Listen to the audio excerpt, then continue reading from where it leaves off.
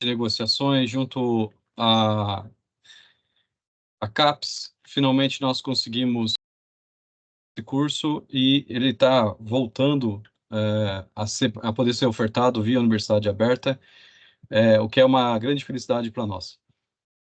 Eu acho que é importante a gente destacar aqui que vocês estão efetivamente entrando na universidade, que foi a primeira universidade constituída com alunos do Brasil. Então, a Universidade Federal do Paraná iniciou suas atividades efetivamente em 1912 e nunca foi interrompidas as atividades. Teve um período em que ela teve que ser desmembrada, foi dividida em faculdades por uma força de lei, e depois ela foi reunificada e vem sendo mantida na forma unificada desde então. Nós temos um historiador aqui da universidade que escreveu um texto e que foi reitor da universidade, que escreveu um texto muito bacana sobre a participação da Universidade Federal do Paraná e a importância dela para o Estado.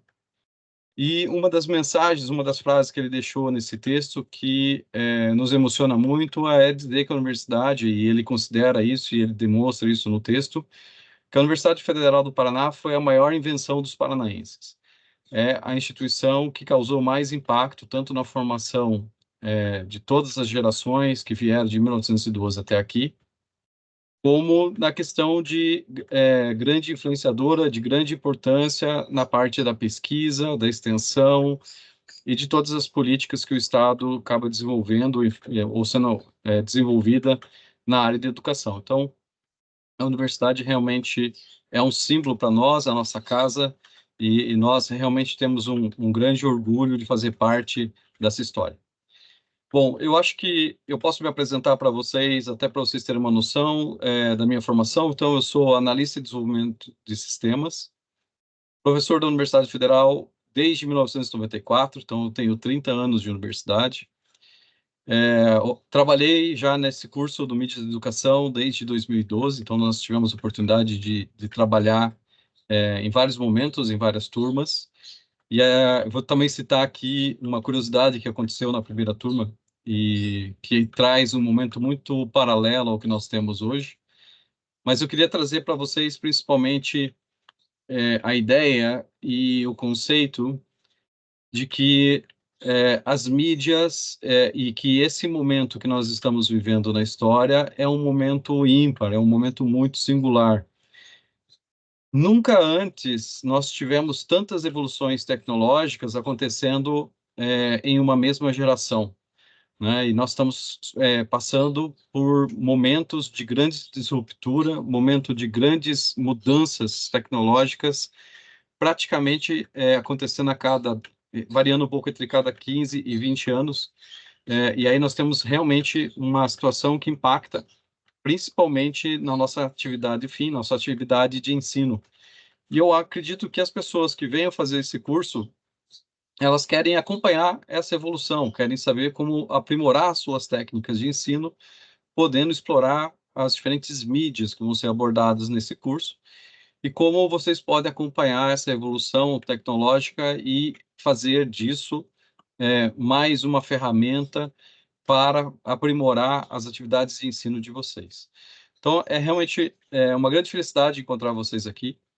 Também vou dizer para vocês que nós iremos nos encontrar, pelo menos uma das disciplinas do curso eu sou responsável. Talvez a gente trabalhe em algumas outras, mas pelo menos uma eu vou trabalhar com vocês e vou poder trazer para vocês algumas ideias. Então, vamos contribuir com vocês também. Também falando ainda da minha formação, fiz mestrado em bioinformática, doutorado em ciências bioquímica. Hoje eu faço, além de dar aula na graduação, oriento no mestrado e no doutorado, além de estar na direção do setor, né? Então, a minha atuação profissional nesse momento é essa. E eu quero trazer para vocês um ponto que eu acho que é bem interessante, que quando nós fomos convidados pela professora Sandra Mara lá em 2012 para fazer uma palestra na aula inaugural, estávamos no momento em que estava sendo discutido se o celular combinava ou não com sala de aula, e essa foi o tema da minha primeira apresentação no Mídias. Então, há exatos 12 anos, a gente discutia, né, como que nós lidaríamos com o celular em sala de aula. E hoje a gente já não discute mais com isso. Hoje a preocupação é como que nós vamos lidar com o chat GPT em sala de aula, né? Então, eu acho que essa vai ser o grande desafio e acredito que esse seja o tema que vocês mais estão ouvindo, mais estão discutindo e vendo acontecer dentro dos seus grupos, dentro das suas áreas de atuação. E eu posso trazer para vocês, e eu acho que nós vamos fazer algumas discussões nessa linha, de que o chat GPT ele é realmente uma disruptura, então é realmente uma inovação tecnológica muito importante, vai trazer muitas facilidades, mas, novamente, tanto quanto a dificuldade que nós tivemos inicialmente de incorporar a utilização do celular nas salas de aula, nós vamos também ter a questão das inteligências artificiais, essa dificuldade inicial de incorporar elas dentro do processo de ensino-aprendizagem. Mas é um caminho sem volta. E, além de ser um caminho sem volta, nós já tivemos reportagens recentes, principalmente na DW, vocês vão encontrar esse material com facilidade, dizendo como que os professores estão já utilizando essas tecnologias nos primeiros anos de ensino. Então, a parte das técnicas das IAs generativas, elas já estão sendo utilizadas em salas de aulas em alguns núcleos, em alguns centros. Então, não, nós já estamos um pouco defasados e, obviamente, que nós temos toda a questão cultural e todas as questões das dificuldades que nós temos no país. Mas a gente tem que lembrar que hoje o ChatGPT, por exemplo, ele pode ser acessado diretamente no celular. Então, antes nós tínhamos a dificuldade de fazer uma busca no Google, aí ele traria ali para a gente umas 30, 40, 50 páginas diferentes falando sobre um determinado tema.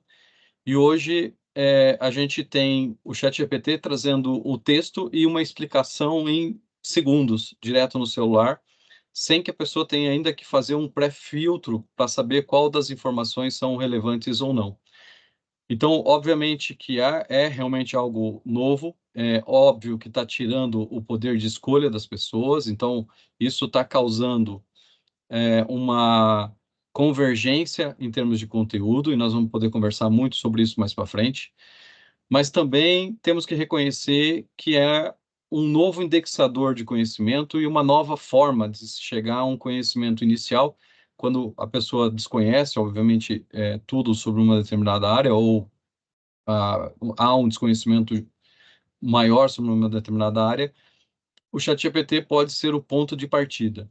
O difícil e esse é o grande desafio, é você ter esse ponto de partida e conseguir identificar nele quais são as informações que estão corretas, quais que estão equivocadas e até em que ponto ela está correta, né? Então, até que nível ela está correta.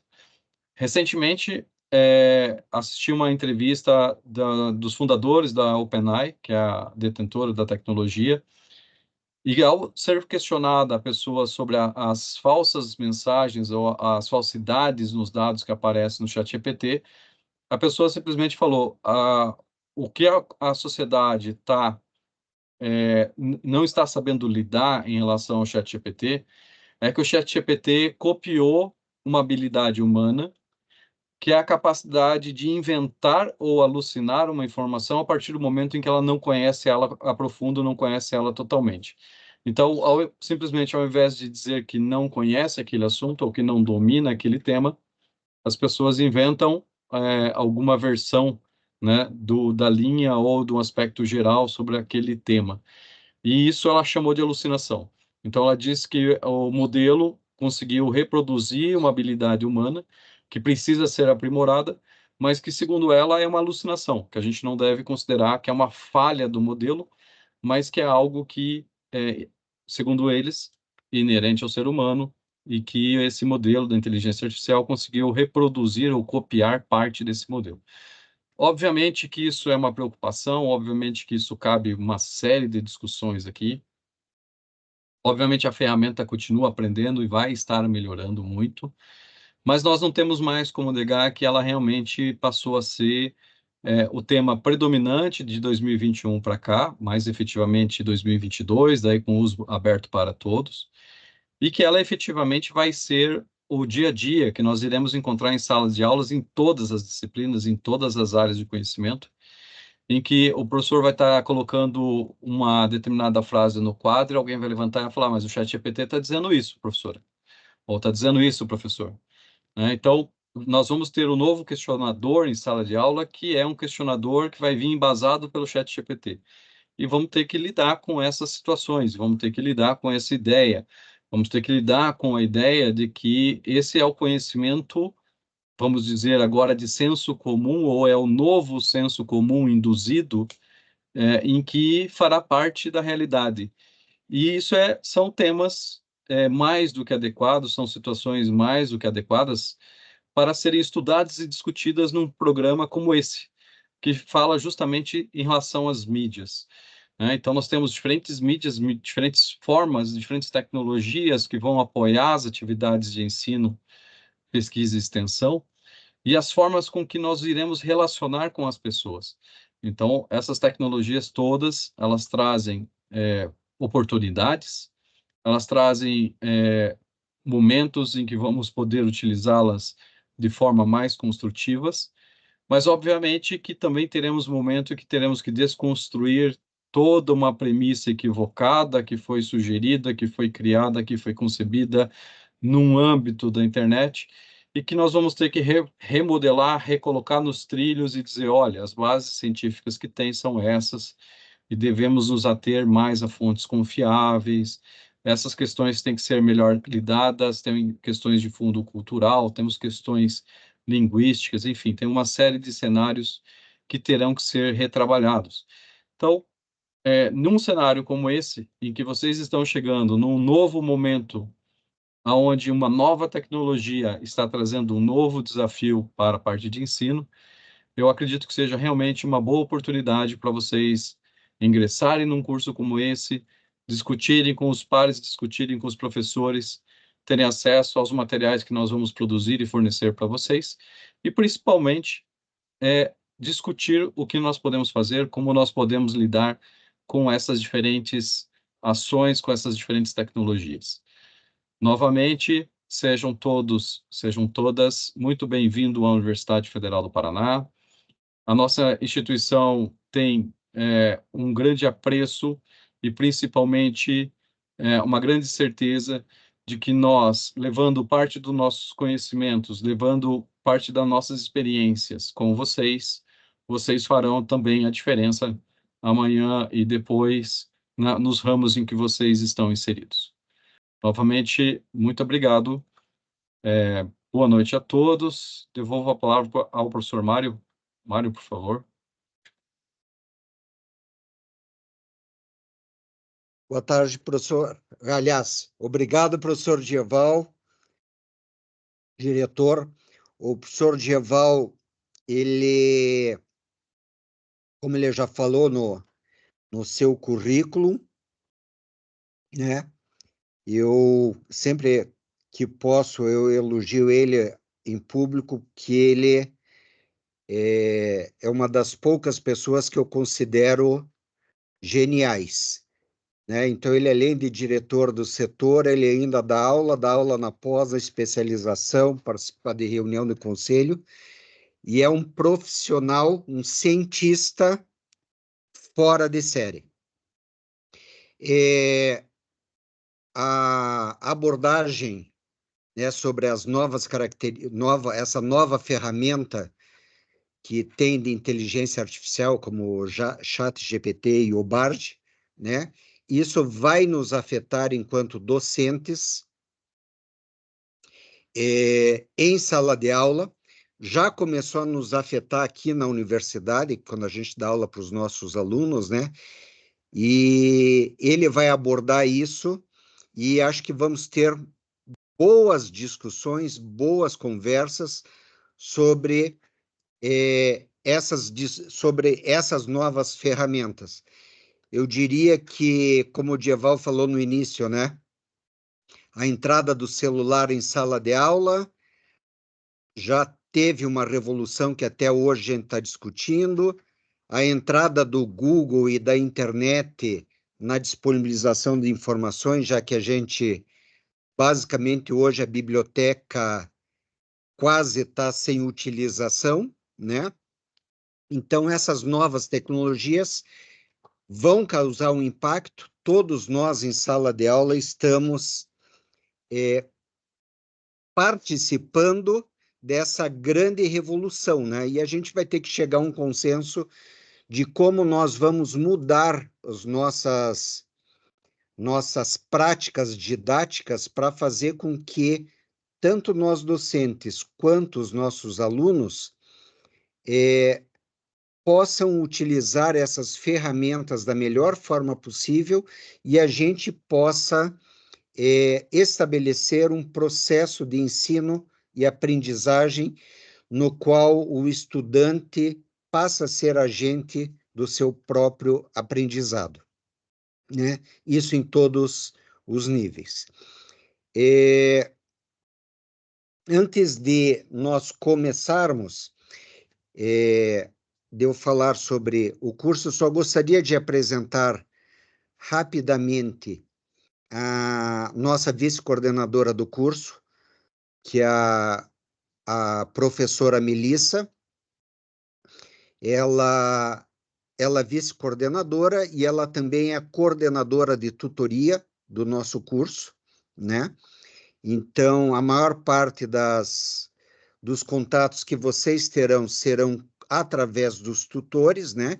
E quaisquer problemas que os tutores tiverem, a Melissa fará a coordenação dessas atividades, assim como os docentes todos se reportarão também à questão da Melissa da condução das atividades. Por favor, Melissa, a palavra é sua. Só avisando que depois da tua palavra eu vou fazer a explanação mais sobre alguns aspectos do curso, e daí você estará à vontade se quiser retomar algum tema. Tá certo.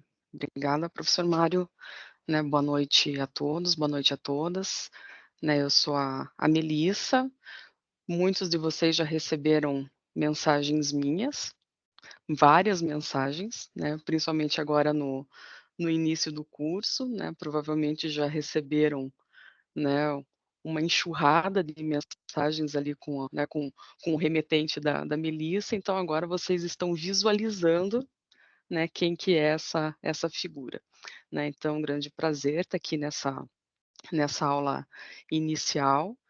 É sempre uma grande alegria iniciar uma turma do Mídias, né? Eu iniciei a trajetória, né, dentro da família Mídias, né, que a gente chama, em 2009. E, né, vendo ali a fala do professor Djaval, em 2009 nós estávamos falando sobre os laboratórios de informática, né, sobre disponibilizar a internet para os alunos, olha só, porque na época os alunos ainda nem tinham internet. Então ali o que nós estávamos iniciando era justamente, né, o disponibilizar. Quem é aqui da rede estadual, lembra da TV Pendrive? Aquela amarela? Né, quem é das antigas aqui vai lembrar daquela TV pendrive, né, eu tô vendo aqui alguma eu não tô vendo você, mas eu tô fazendo de conta aqui que vocês estão fazendo assim, né. Então a gente estava né, fazendo ainda algumas discussões a respeito, né, da internet, né, de utilizar vídeos em sala de aula, né, então é muito interessante, né, observar essa evolução e como isso foi rápido, né. Eu lembro dessa aula do professor Dieval, né, a gente iniciando essa discussão sobre o celular na sala de aula, né, pode ou não celular na sala de aula, né, agora a gente nem pergunta mais se pode ou não, né, agora a questão é: e como que a gente usa o celular na sala de aula? Porque não tem nem como dizer que não pode mais, né, se bem que tem alguns estados que realmente estão proibindo, né. Então, meu nome é Melissa Reichin, né, eu estou no curso como vice-coordenadora do curso, também como coordenadora de tutoria, eu sou mestra em educação, A minha dissertação foi justamente sobre a educação à distância, né, então já faz 16 anos, né, que eu estou envolvida nessa área da educação à distância. A minha linha de pesquisa é na educação à distância, em específico as tecnologias educacionais, né, então é justamente essa área que me interessa bastante, é uma área que, né, que eu realmente continuo realizando a minha pesquisa, né. Curiosidades, eu sei que vai ficar gravado aqui para a posteridade, mas há muitos anos atrás eu fui aluna do professor Mário, na finada Escola Técnica, e fui caloura do Dioval, olha aí. Eu só e a gente mantém aí esse vínculo agora no âmbito profissional. O Dioval até abriu a câmera, né, Dioval? Pensar que eu já fui tua caloura aí, e nem fiquei traumatizada, né, Dioval? Tanto que estou aqui já 30 anos depois, a gente ainda continua essa parceria.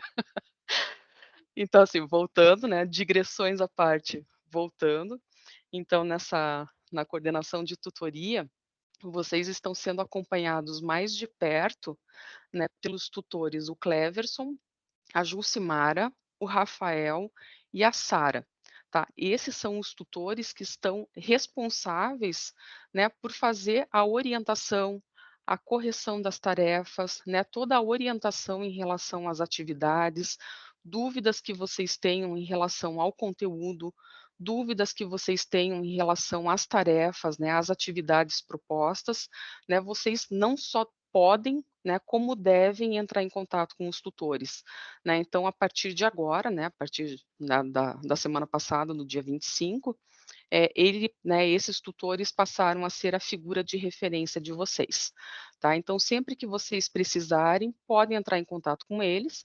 Se eles não souberem responder no momento, eles entram em contato comigo, né, e eu aciono ou a coordenação do curso ou então, né, o professor, a professora da disciplina, tá. Também, né, todos vocês estão vinculados a um polo, né, eu verifiquei no início aqui da reunião, que eu acho que o polo de Palmeira, ele tá participando aqui do encontro presencial, né, então nós também temos os polos que estão, disponíveis, né, para que vocês tenham, esse suporte, principalmente um suporte tecnológico, né, então caso vocês precisem, assim: "Puxa, tive algum problema com o meu computador, com o meu notebook, com o meu acesso a informar, né, o meu acesso à internet, desculpe", né, o polo presencial é o local específico que vocês têm, né, para fazer esse tipo de acesso. Então, né, problemas que vocês tenham, assim: "Ah, preciso de uma biblioteca", né, "preciso de um local de estudo", né, o polo presencial é esse local.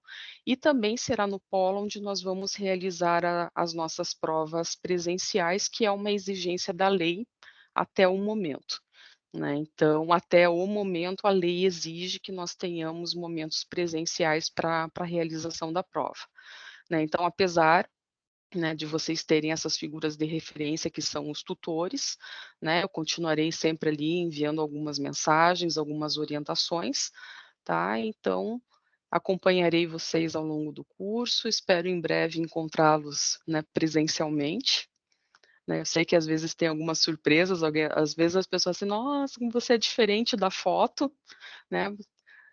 Vocês vão ter essa surpresa, por isso que a gente já se vê aqui no vídeo, daí já fica um pouquinho, já quebra aquele gelo, né, em relação à foto, mas, né, espero em breve que a gente possa ter esse encontro, né, e que vocês tenham uma trajetória muito bonita, né. Eu já vi muitas histórias, né, de professores que tiveram a sua trajetória profissional docente transformadas pelo curso, né. Então isso eu vi, assim, uma sobrancelha levantando. Tem uma histó eu adoro os causos, né. Mário, eu vou contar um bem rapidinho. Tinha uma professora de matemática e ela, muitos anos dando aula, e ela dizia que ela nunca havia sido escolhida para ser a professora homenageada, porque os alunos nunca gostavam da aula de matemática e, consequentemente, não gostavam da professora de matemática. Então ela gostaria, né, que com o curso de mídias, que ela transformasse a disciplina de matemática mais atrativa para os alunos, né, e consequentemente que ela se tornasse uma figura mais querida para os alunos. E com o curso mídias ela conseguiu, né, com as mídias, na educação, aproximar o conteúdo da matemática, né, dos alunos. E passado um tempo, ela me procurou na universidade, levando a plaquinha de professora homenageada, né, ela toda feliz, super emocionada, que pela primeira vez em 20 anos de trajetória profissional, ela havia sido homenageada pelos professores, né. Então, assim, é um exemplo bem simples, né, mas mostrando que, né, como esse curso ele pode realmente fazer a diferença na prática docente, né. Então sejam todos muito bem-vindos, muito bem-vindas e teremos aí uma trajetória muito muito produtiva. Mário?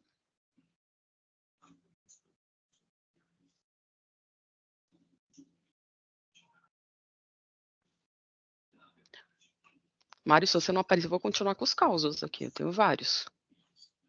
Ah, Sandra.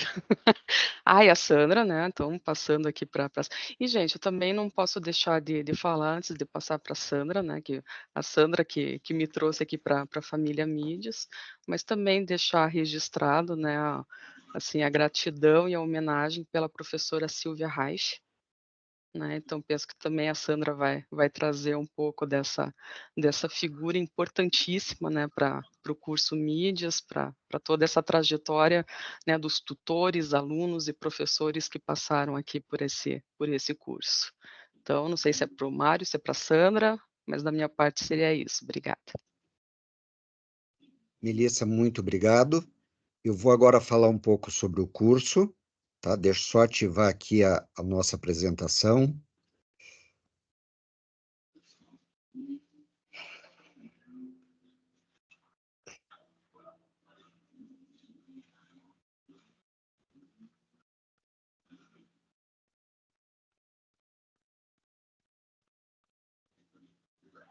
Opa.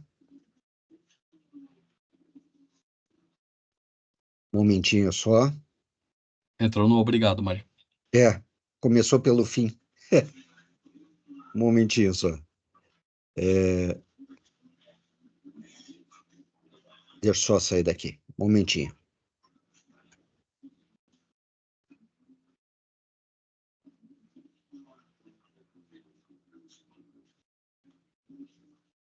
Aqui.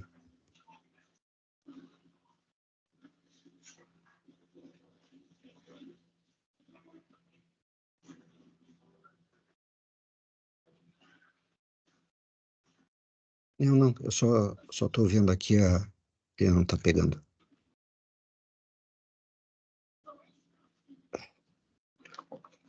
Um momentinho, gente, por favor. Aqui, aula. Compartilhar.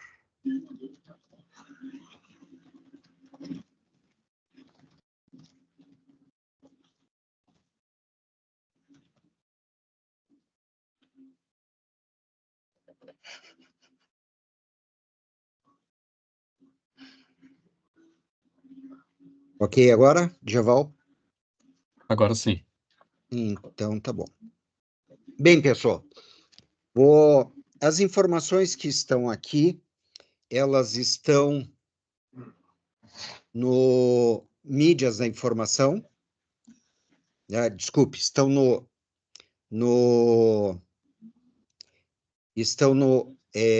guia que foi disponibilizado a todos vocês.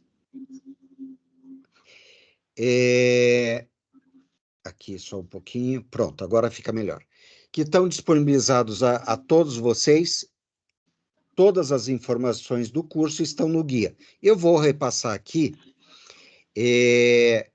basicamente, um resumo do guia nas informações que nos interessam. Tá? Então, nós temos o curso oferecido, obviamente, pelo governo federal, pela UAB, um convênio com a UAB, Universidade Federal. Esta é a 4ª edição dessa especialização. Essa especialização de 2024, 2023, né? Que daí nós iniciamos em 2024, ela vai até 2025.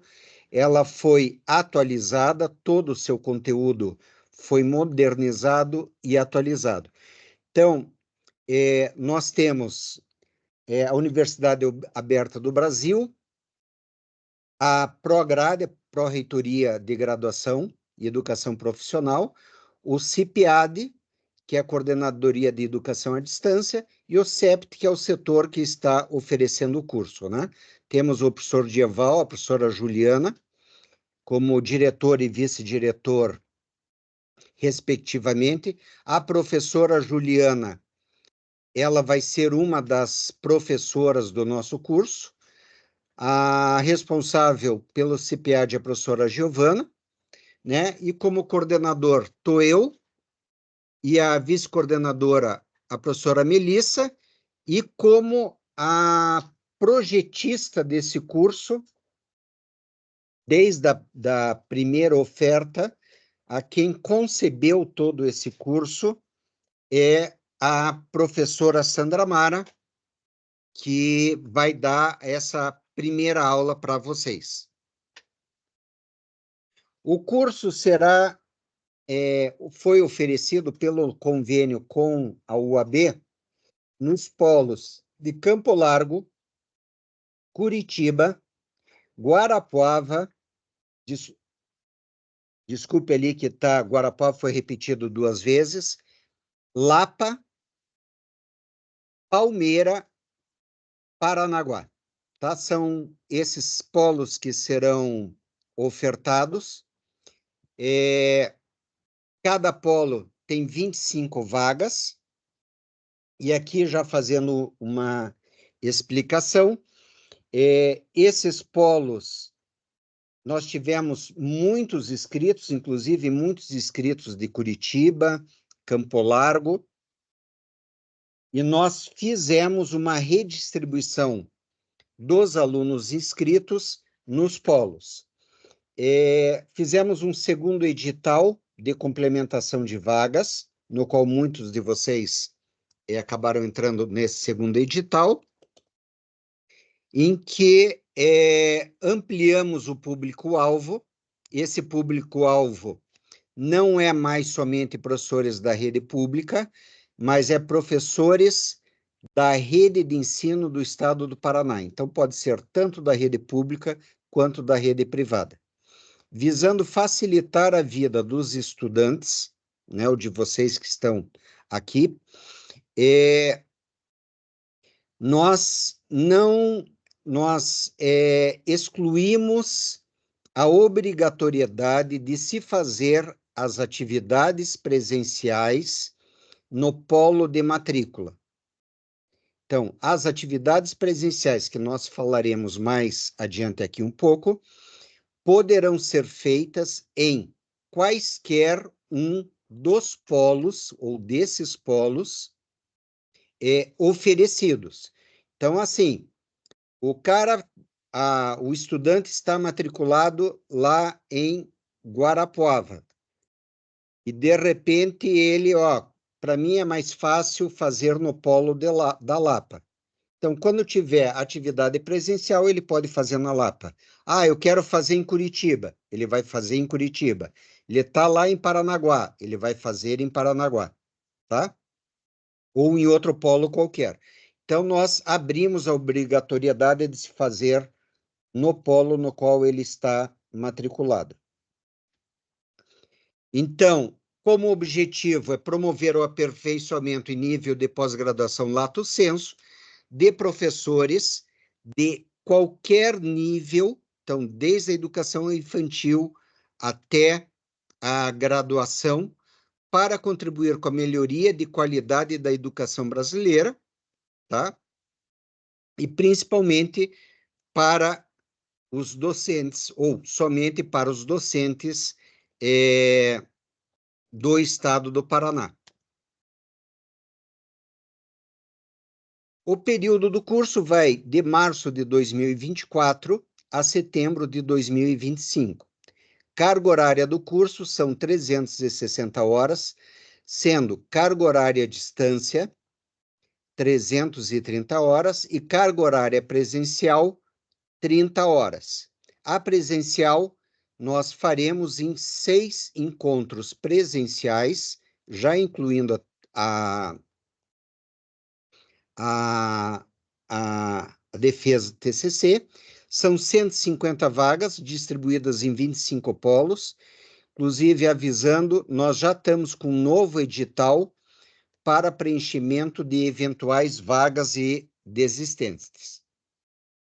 A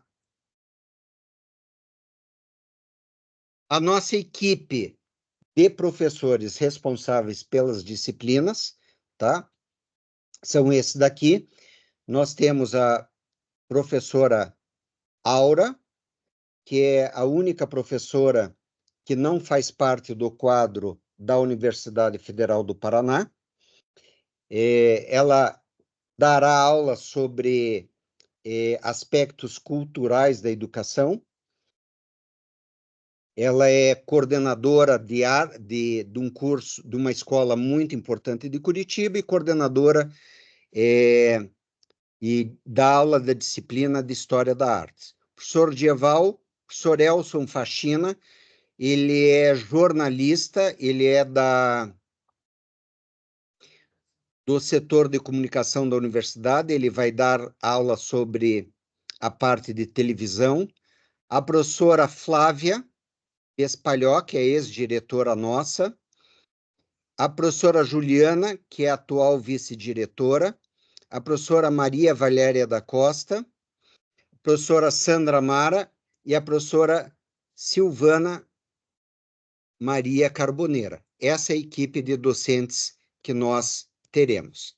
A equipe de tutoria, nós temos os seguintes tutores. A Melissa é a coordenadora de tutoria e temos os seguintes tutores, né? A Sara Vast, a Julcemara, o Rafael, o Cleverson e o Robalo. Então, todos vocês, a interface de vocês com o curso será através da equipe de tutoria.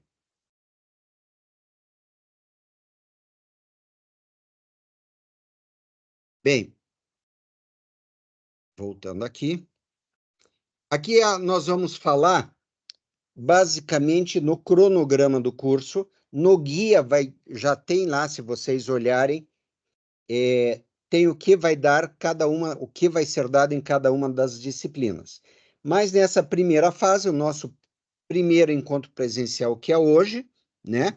Então, primeiro módulo, nós teremos Fundamentação da Educação à Distância e a Educação Mediada por TIC na formação docente. Essa disciplina será dada pela professora Sandra Mara. Depois nós teremos no módulo 2, que esse módulo será de abril a agosto, nós teremos o segundo encontro presencial, teremos disciplina de produção de textos, que será dado pela professora Juliana e pela professora Silvana. A disciplina de recursos do rádio na web da escola, que será dado pela professora Flávia. A importância sociocultural da televisão, que será dado pelo professor Elson Faxina. O uso pedagógico das ferramentas tecnológicas será pela professora Juliana e outros professores. Manifestações, daí o módulo 3.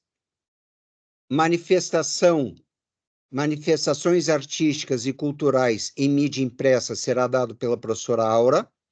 A integração do rádio e do áudio em projetos multimediativos pela professora Flávia.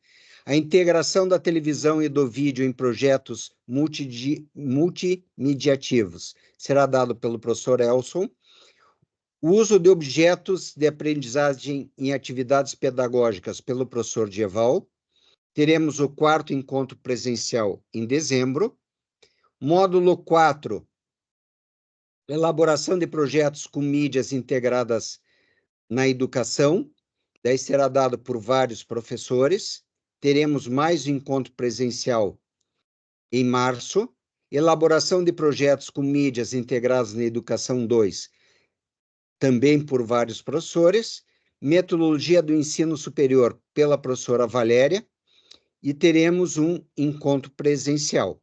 Aqui vale a pena ressaltar a professora Silvana, ela é doutora em Direito, e ela dará, em todas as disciplinas, ela abordará sobre os aspectos de direitos autorais, que isto é muito importante, ainda mais agora com a questão das redes sociais, de você disponibilizar conteúdos. Então, nós temos que preservar, seja os direitos autorais do autor, né? E também resguardar a questão de quem está usando aquele material. Então, a professora Silvana abordará sobre esses aspectos, é muito importante, tem coisas que a gente nem imagina, e ela fará essa abordagem para cada uma das mídias, na mídia impressa, na rádio, na televisiva e assim por diante. Sobre dados gerais, né? Frequência do curso. 100%, tá? Ou o curso terá no mínimo 75% das atividades mensuráveis pelo seguinte: 1. As atividades no Moodle. Todas as atividades deverão ser feitas. Nenhuma atividade poderá ser deixada para trás. Ok? Então, os tutores farão esse tipo de acompanhamento e, volto a dizer, 100% das atividades, seja fórum, tarefas, deverão ser feitas. E, obviamente, serão avaliadas, tá? Participação nos encontros presenciais, realização das provas presenciais e apresentação individual de TCC em banca avaliadora.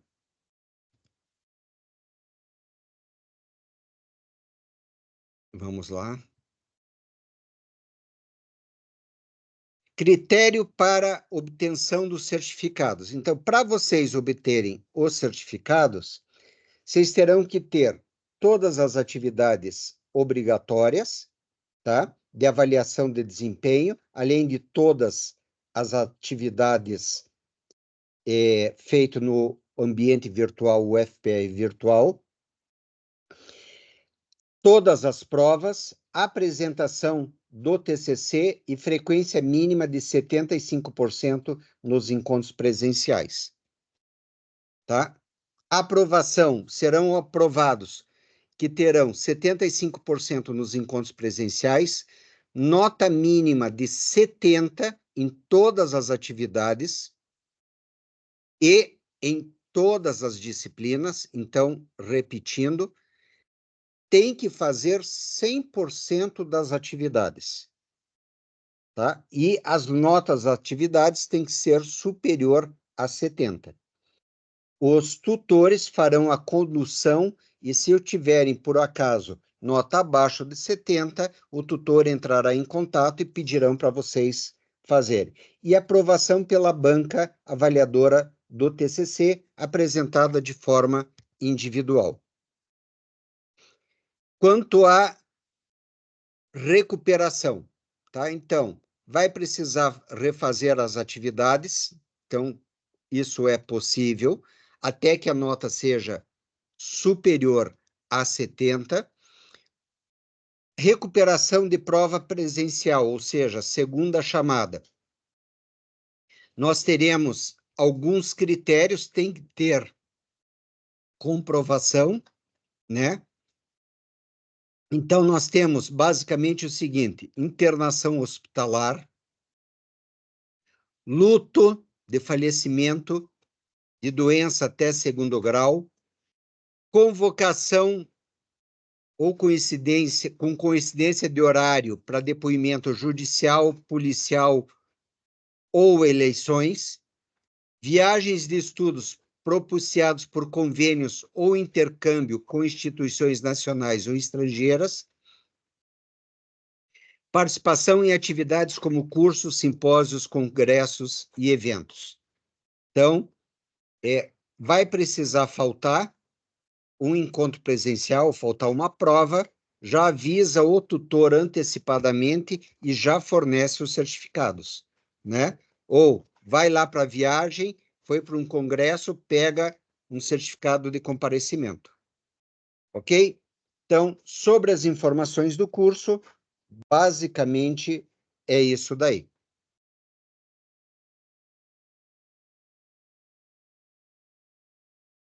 Passo a palavra agora, ou volto a palavra agora, a Melissa, se quiser fazer alguma complementação sobre essa fala. E o próprio professor Dieval também, se quiser, estejam à vontade. Da minha parte, não, professor Mário. Eu penso que está bem explicado. E também dúvidas vão surgir ao longo do processo, né? Então, hoje é a primeira aula, muitas informações, né? Então, assim, penso que ao longo do processo a gente vai esclarecendo possíveis dúvidas que surjam ao longo do caminho. Acho que a principal, né, informação é essa: não deixem de fazer as atividades, né, não deixem dúvidas, né, surgiu dúvida, entre em contato com o tutor, né, aqui a gente sempre fala que o curso é à distância, mas nós não somos distantes, né, então sempre que precisarem podem entrar em contato. Da minha parte seria isso, professor Mário. Obrigada. Tá. Eu gostaria de, antes do professor Dieval... Aliás, professor Dieval, depois eu gostaria que as coordenadoras de polo estejam presentes, daí, por favor, se apresentem, tá? Então, professor Dieval, se o senhor quiser fazer algum comentário, a palavra é sua. Obrigado, Mário. Eu acho que é só reforçar que toda pessoa que se predispõe a fazer voltar ao banco, né, de escola, voltar a pensar em fazer uma especialização, depois eventualmente pensar em um mestrado, voltar em um doutorado, sempre passa por momentos de incerteza, sempre passa por momentos de altos e baixos, né? Em momentos em que pensa em desistir, momentos que se sente um tanto solitário, que conjugar as coisas, né? O trabalho com os estudos é sempre um grande desafio, mas considerem isso como uma oportunidade. São raras as pessoas que, quando veem uma oportunidade como essa aparecendo, abraçam a oportunidade e realmente aproveitam, né, o máximo que a oportunidade tem a oferecer.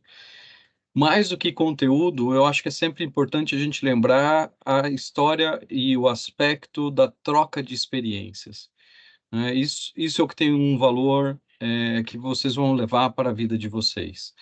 Então, a minha principal mensagem aqui é: não desistam, foquem nos seus estudos, valorizem o conhecimento que vocês têm, aproveitem as experiências dos nossos professores, conversem com eles, trocam informações entre vocês, tragam novos desafios, tragam novos problemas e vamos proporcionar uma boa discussão e acredito que todos vão sair ganhando dessa experiência.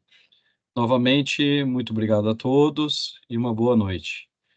Mário, por Professor Dieval, favor. obrigado. E só aqueles que têm acesso ao chat, o professor Dieval disponibilizou o livro Universidade do Mate, que é a história da nossa querida Universidade Federal do Paraná.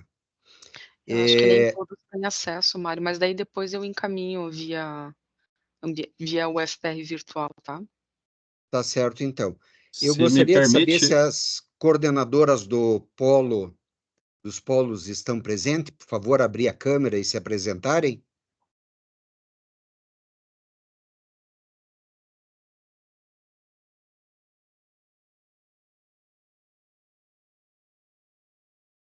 Mário, enquanto eles estão conectando as câmeras, só um comentário sobre o livro. Eu acredito que é uma leitura, é um convite, né, para as pessoas lerem e conhecerem um pouco mais da história da universidade, mas o mais interessante é que no anexo dele tem cópia, transcrição de discursos que foram proferidos em 1912. E é um desafio a gente ver a mudança da língua, a evolução da língua, o quão diferente ela era, né, o quão diferente ela está, e ver também que os desafios, muitos dos desafios que nós enfrentamos no nosso dia a dia, a universidade e as pessoas que passaram na direção da universidade enfrentaram isso no século passado. Então, há grandes experiências, há grandes momentos ali, mesmo que não estejam dispostos a ler o livro todo, recomendo darem uma olhada, principalmente nos primeiros capítulos, que falam mais sobre a história, e depois darem uma olhada nos discursos, que é realmente impressionante a diferença linguística que nós temos e diferenças culturais que nós temos, né, do início do século passado para esse século. É um convite. Fiquem à vontade se quiserem apreciar a obra. Obrigado. Bem, gostaria de convidar, então, as coordenadoras de polo, se puderem participar, ou se estão presentes.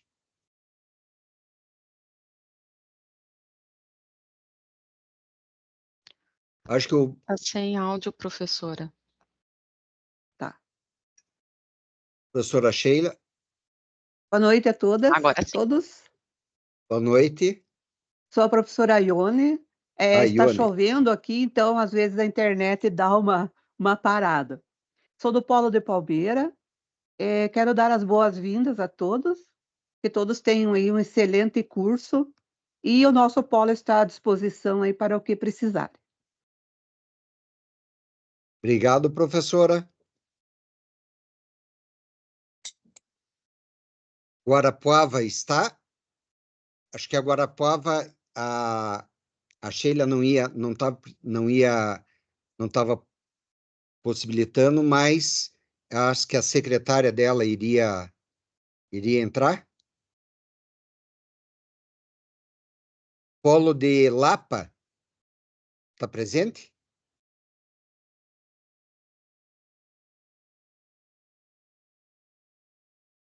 Curitiba, Paranaguá, Palmeira já falou, Campo Largo. Bem, pessoal, como as demais coordenadoras não estão presentes, eu só tenho aqui Paula Viegas, que está com a mão levantada. Oi, professor, tudo bem? Tudo.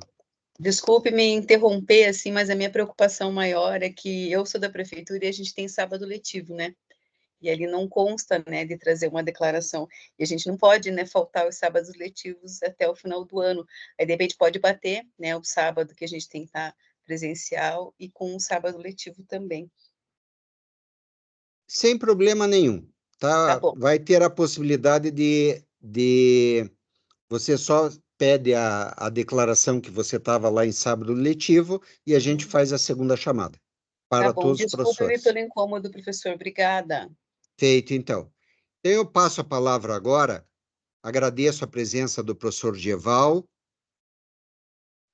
e das coordenadoras de polo que estavam presentes. Eu passo a palavra agora à professora Sandra Mara, que dará a sua aula. Professora Sandra Mara, muito obrigado.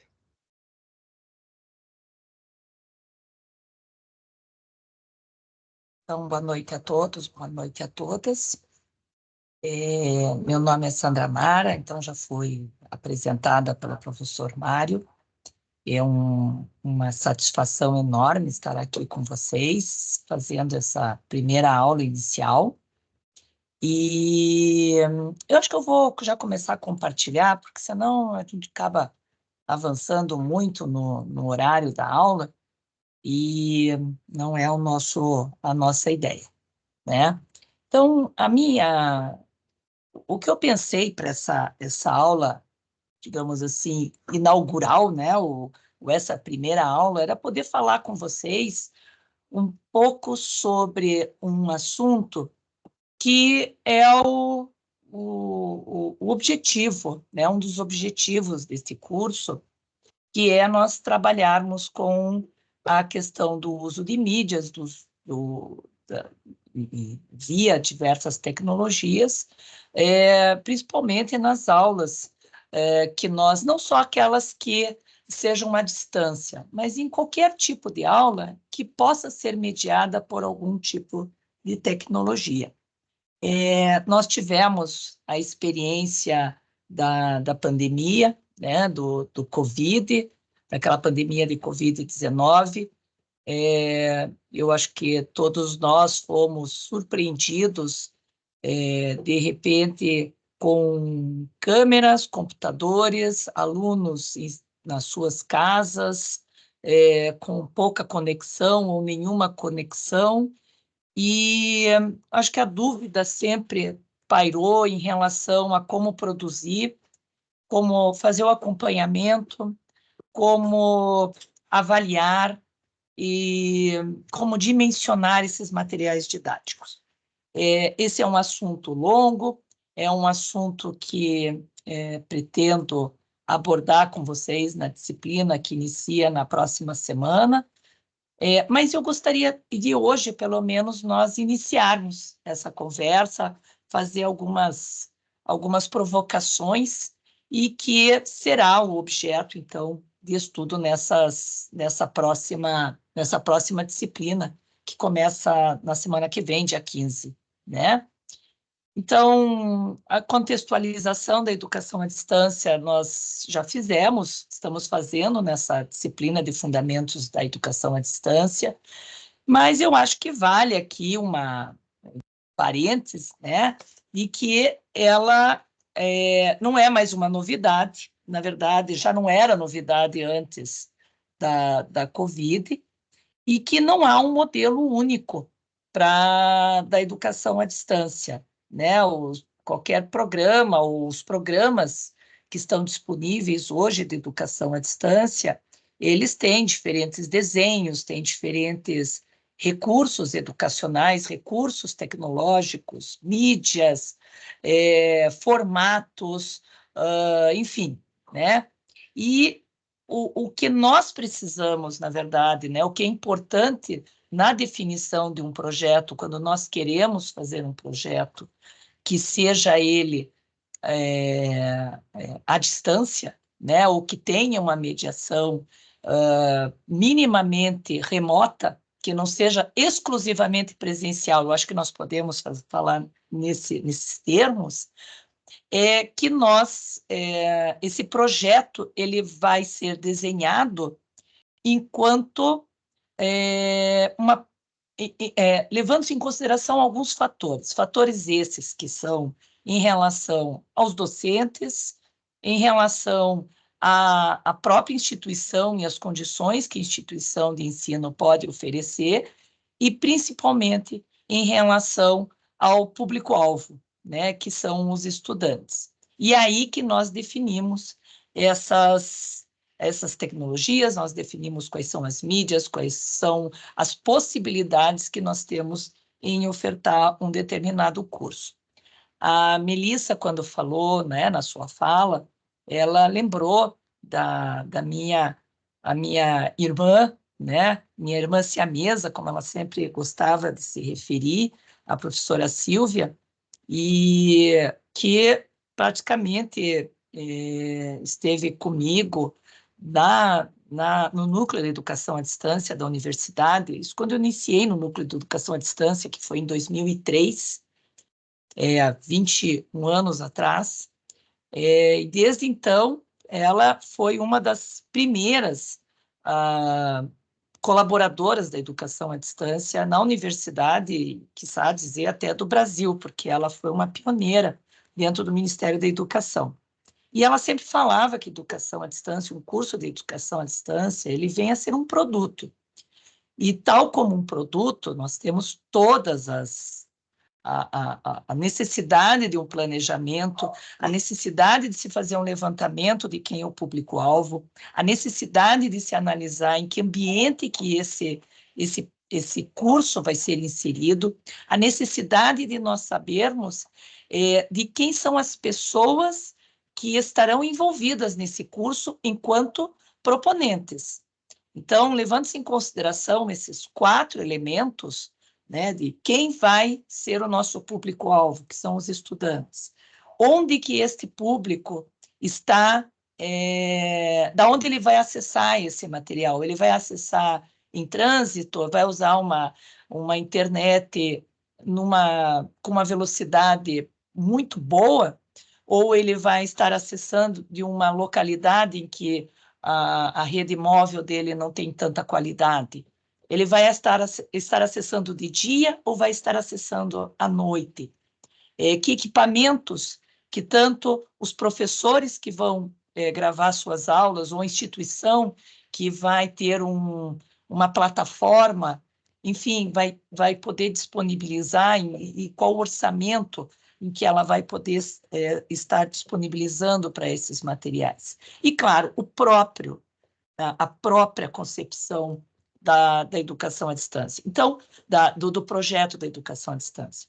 Então, o planejamento, ele não difere muito, por exemplo, do desenvolvimento de um produto, em que nós temos todos esses elementos inseridos, porém, nós trabalhamos com algo que é muito mais do que isso, né? Nós trabalhamos com a questão do ensinar, do compartilhar conhecimento, da orientação acadêmica, da condução desse nosso público-alvo, né? Então, dentro desse contexto, nós sabemos da importância do planejamento e da produção, especialmente de um dos tripés da educação à distância, que é do material didático, né?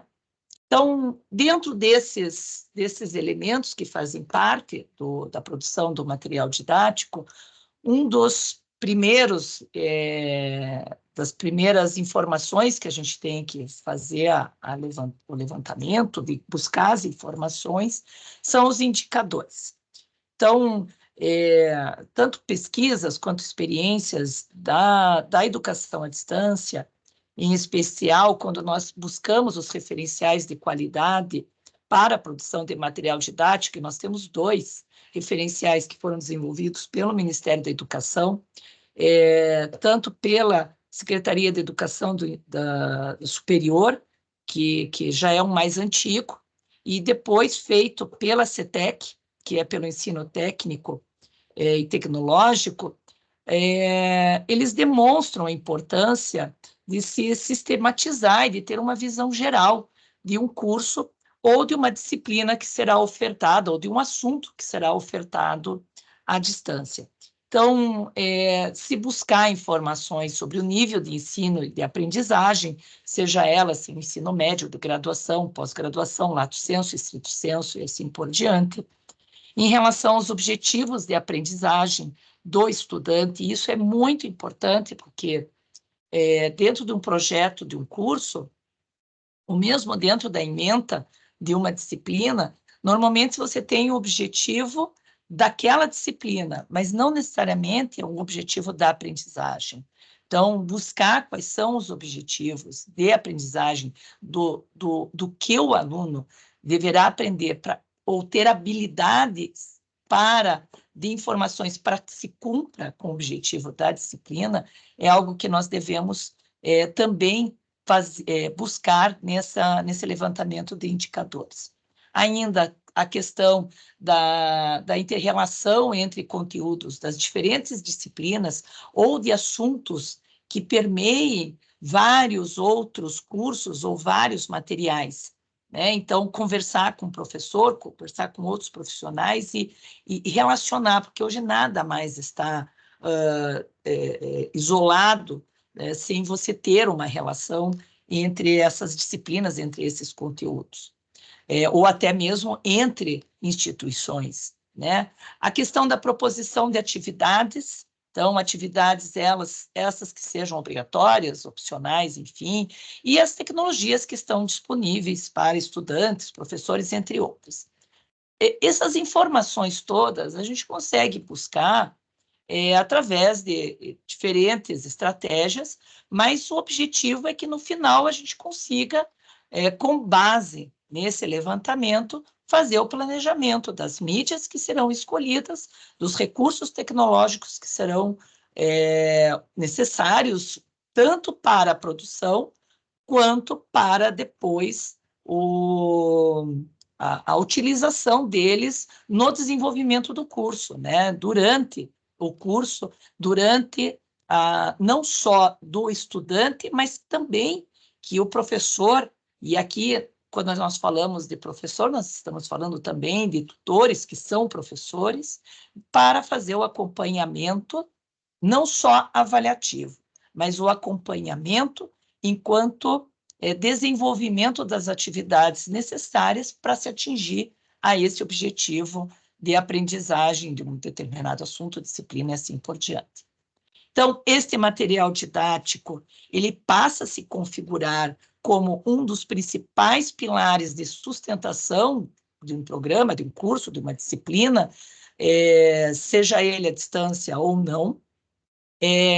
O material didático é um produto para o qual convergem, a partir do qual se articulam esses recursos, esses meios, professores, tutores, estudantes, e ele vai ser pensado e produzido para estimular no estudante a busca de informações além das fronteiras da sala de aula, da escola, da sua casa, enfim, né? Hoje nós temos a fronteira hoje que nós temos é muito mais uma fronteira pessoal do que uma fronteira basicamente física, né? Então, não ter medo de explorar os conteúdos que estão disponíveis na internet, não ter medo de explorar ferramentas que estão à disposição para que nós possamos utilizá-las.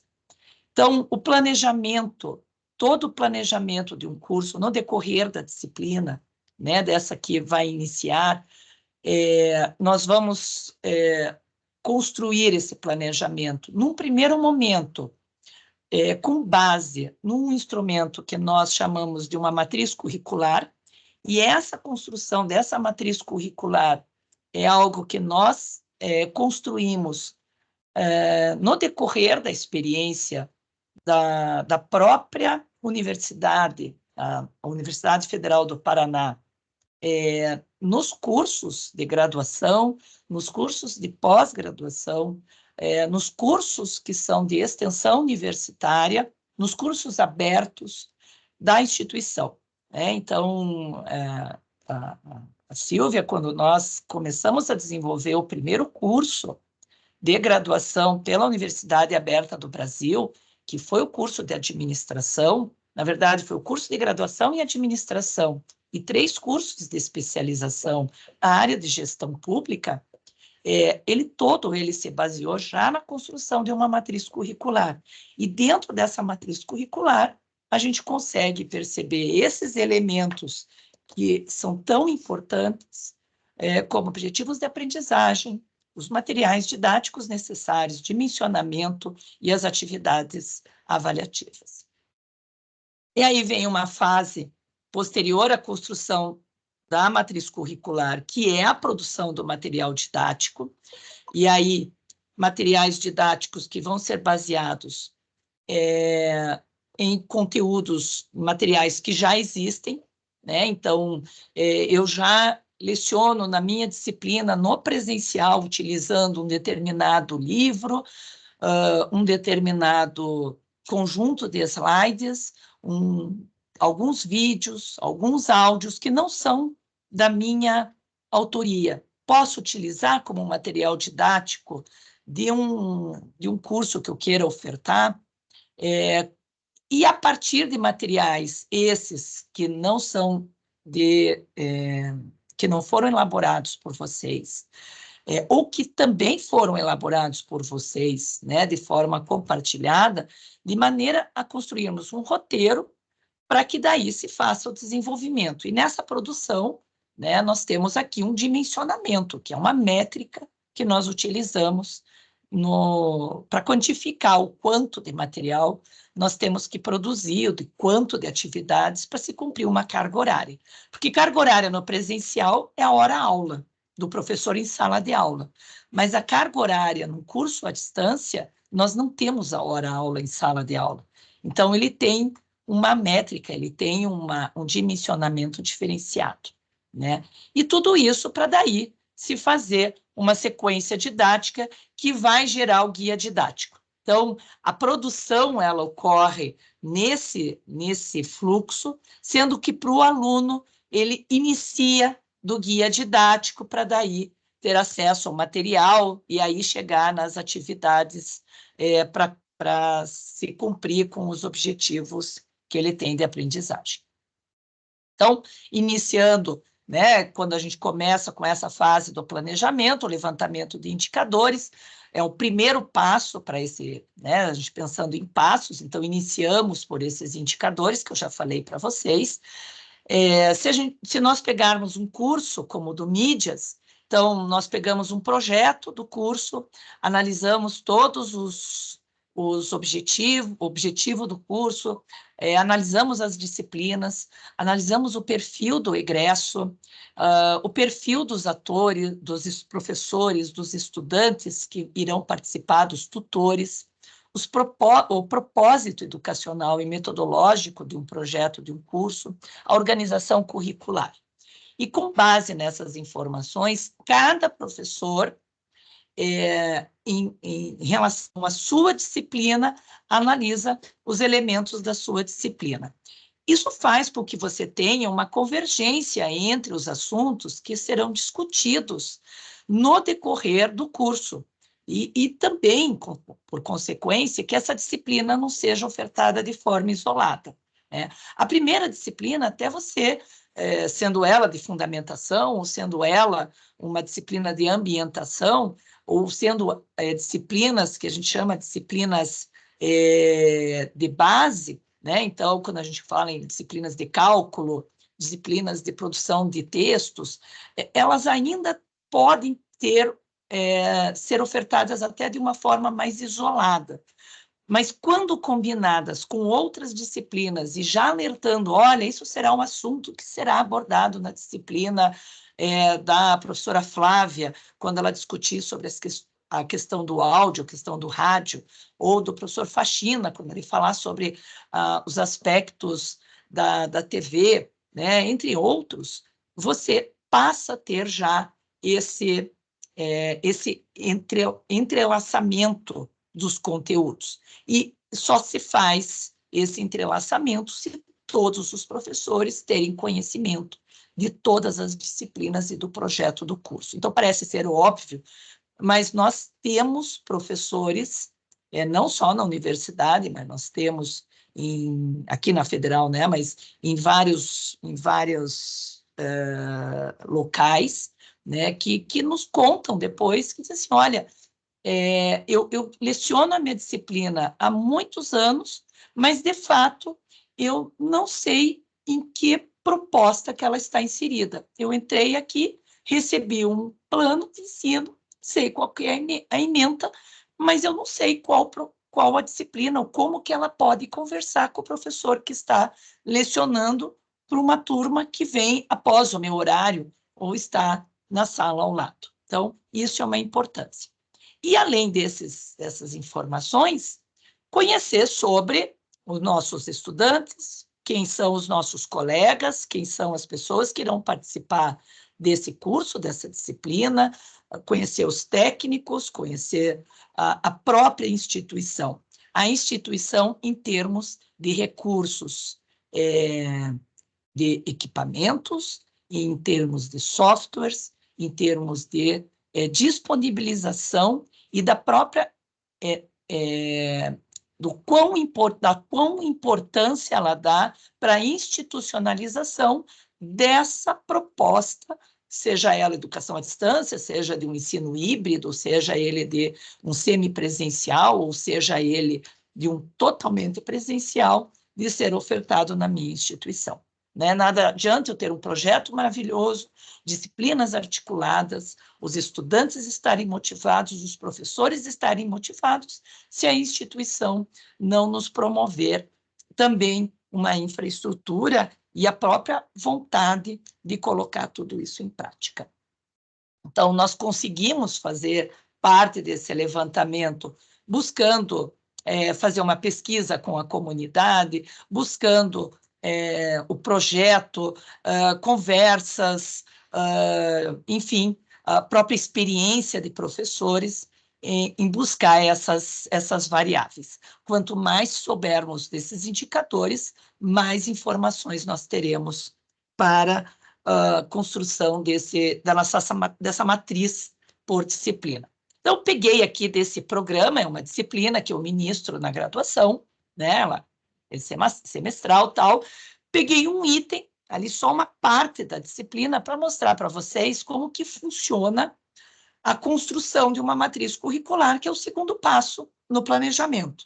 Então, no planejamento, daí já, né, depois que a gente tem essa visão do todo, eu posso pegar a minha disciplina, então eu pego a disciplina de análise e projetos de sistemas 2, por exemplo, para uma turma que eu peguei a matriz da turma de 2020, que foi bem o período ali acho que da pandemia, por isso que até eu peguei essa disciplina, e aí eu tenho a construção do modelo. Eu utilizo, né, como experiência mais pessoal, mas em qualquer curso, seja ele à distância, fiz uma matriz curricular para as disciplinas que eu vou ofertar nesse curso, e com os demais professores também, porque a gente consegue aqui ter uma visão do conjunto, né, da disciplina, e a partir daqui eu consigo daí conversar com outros professores para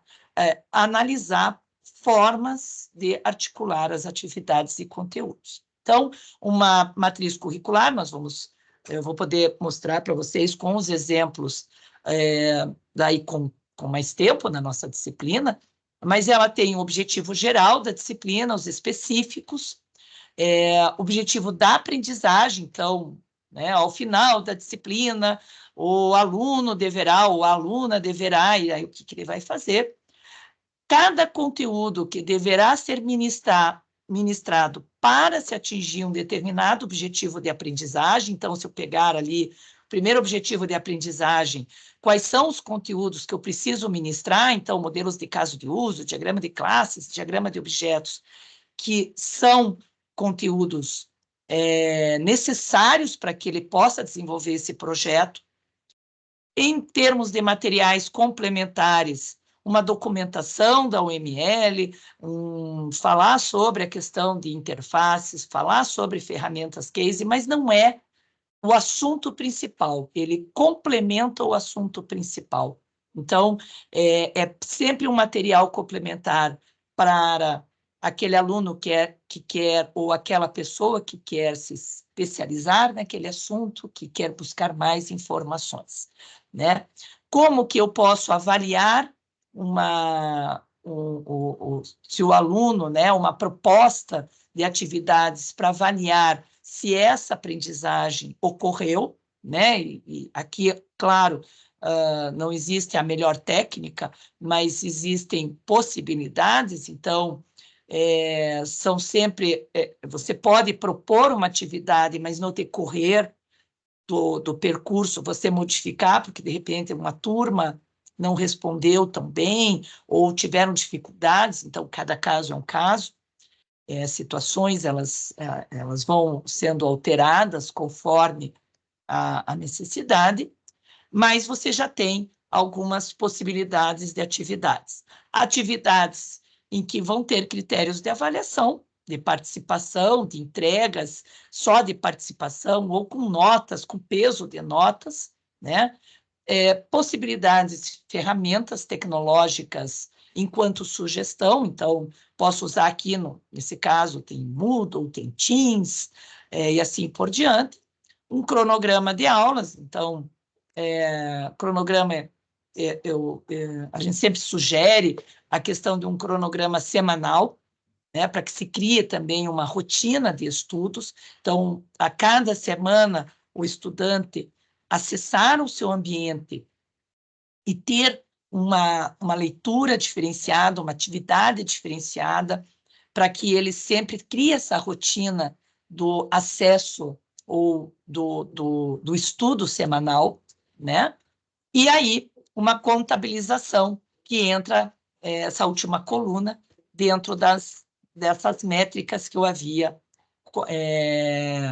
falado para vocês. Então, esse passo da matriz, então nós pegamos essas ideias todas e colocamos ela já dentro de quadros com algumas definições. Não significa que é o segundo passo, que lá no final a gente não acabe alterando, a gente altera a todo instante, mas ele já te dá um produto, né, mais concreto em relação a esse planejamento. Tá? Então, eu já começo a sistematizar melhor esse planejamento.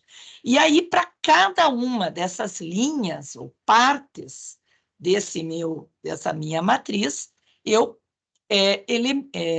desenvolvo o que a gente chama de uma sequência didática. Então, para cada conteúdo, né, então, peguei uma parte de um conteúdo, em qual período que ele vai ser feito e o procedimento, como e por quê. Essa sequência didática, ele detalha cada uma dessas linhas da minha matriz e ela que já vai apontar para o tipo de material didático que eu vou precisar. Ou eu posso até inserir um procedimento de aulas de acordo com o material didático que eu já possuo. Então, se eu já tenho slides de apresentação, se eu já tenho vídeos, se eu já tenho um livro, aqui no procedimento didático, eu referencio. Então, eu vou pedir para os alunos que assistam a um documentário que está disponível na internet, eu vou disponibilizar para os alunos um áudio para eles ouvirem, eu vou ouvir em sala de aula. Então, essa sequência a gente organiza conforme esses materiais que eu já possuo ou que eu preciso ainda organizar, e é com base neles que a gente faz essa métrica, essa quantificação do material, para que eu não ultrapasse em muito o tempo necessário para um estudo à distância. Então, de forma resumida, esse planejamento, ele começa por um levantamento de indicadores, construa uma matriz curricular, tem um sequenciamento, uma sequência didática que eu posso ali com a matriz ir ajustando, faço isso de uma forma contínua e até mesmo em paralelo, mas com esses elementos é que eu faço, calculo a métrica, e essa métrica que eu vou, vai ser um dos nossos assuntos da nossa disciplina, né? Então, essa produção, né, para cada linha dessa matriz, né, com a respectiva sequência didática que eu mostrei para vocês anteriormente, é que nós entramos no terceiro passo. Então, verificamos materiais que a gente já possui, seja da nossa autoria, seja de materiais que estão disponíveis, seja na internet, na biblioteca da escola, seja em qualquer local. Isso nos dá, inclusive, um indicativo de, por exemplo, eu vou falar sobre um assunto e na minha escola, ou dentro da escola, por exemplo, eu tenho uma horta. Então, eu posso, dentro de um material disponível, colocar aqui que eu tenho a própria horta, porque a horta tem... posso conversar com ele sobre um projeto de ciências, mostrar, né, a raiz, caule, folhas, flores, frutos, enfim, né? E aí levar esses alunos até a horta, posso pedir para que eles trazer materiais para que eles façam em sala de aula, enfim, né? E aí construir esses materiais de acordo com o que a gente possui e com aquilo que precisamos elaborar, né? De textos próprios ou de textos de outros, de vídeos próprios ou de vídeos de outros. E, claro, já levando-se em consideração as atividades que poderão ser utilizadas como uma forma de complementar, inclusive, o próprio conteúdo. Porque atividade não é somente atividades no sentido instrucional, né? Daquela em que você verifica se houve um aprendizado de algo que precisou ser decorado. Mas você pode, numa atividade, propor um conteúdo, né? Então, a partir do momento em que você pede para o aluno trazer um potinho de terra, né? Você explica para ele que existe terra, que existe areia, que existe cascalho, pede para ele para verificar com um vizinho, com um colega ou no material da internet qual que é a diferença entre esses materiais, e ele pode buscar um conteúdo que não precisou ser ministrado em sala de aula, que você traz para uma discussão em sala de aula. Quando a gente fala em ensino híbrido, nós estamos falando disso, né? O ensino híbrido, até que eu citei ali na primeira disciplina de fundamentos, ele não é um ensino semipresencial. Semipresencial é um pouco... O nosso curso aqui ele é um tanto semipresencial, porque nós temos parte das disciplinas à distância, né, ou quase totalidade das disciplinas são à distância, e nós temos os momentos presenciais, que uma das coisas que nós fazemos é a avaliação, é a prova, né? A defesa do TCC. Nós temos momentos presenciais que vão ser oficinas. Essas oficinas vão ter uma metodologia já podendo ser híbrida, né? Semipresencial híbrido. Não significa que híbrido, que todo semipresencial é híbrido. Tá? Então, o híbrido, o ensino híbrido, conforme hoje está se discutindo enquanto legislação, é um ensino em que o presencial e o à distância se complementam.